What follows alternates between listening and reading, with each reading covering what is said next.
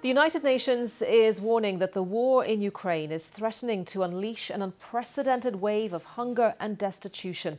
The comment from the Secretary-General, Antonio Guterres, comes as Russia's Foreign Minister Sergei Lavrov has denied the conflict is causing a global food crisis, despite soaring prices driven by the collapse of Ukrainian exports.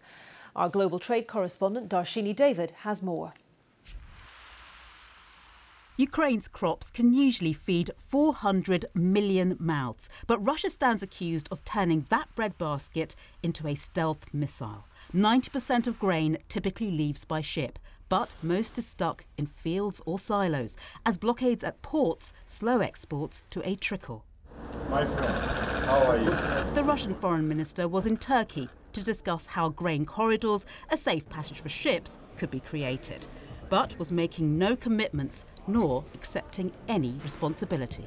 To solve this problem, the only thing needed is for the Ukrainians to let vessels out of their ports, either by clearing mines or by marking out safe corridors.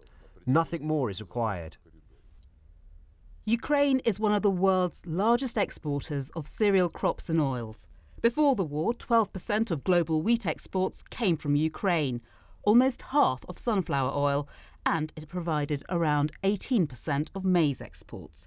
But with most of these being transported by sea, the amount being exported has slumped. And that means some countries, chiefly in Africa and the Middle East, will be hit hard. Egypt has been receiving a quarter of its wheat from Ukraine, Libya almost half, and Lebanon more than 60%. And taking a chunk out of the world's supply means prices have soared since the invasion, affecting every corner of the globe.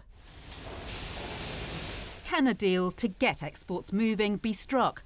The World Trade Organization is one of those trying to solve this crisis. Having 20 to 25 million tons of grain sitting both in Ukrainian ports and in granaries, warehouses, it's really sad when we see prices rising so high. At the moment, there is no progress. What if there is no agreement? What are your concerns? If we are not able to evacuate the grains in Ukraine now, and then they have a harvest coming up in July with a similar quantity that will go to waste, then you can see that this will work its way through for the next year or two, and that will be really, really disastrous.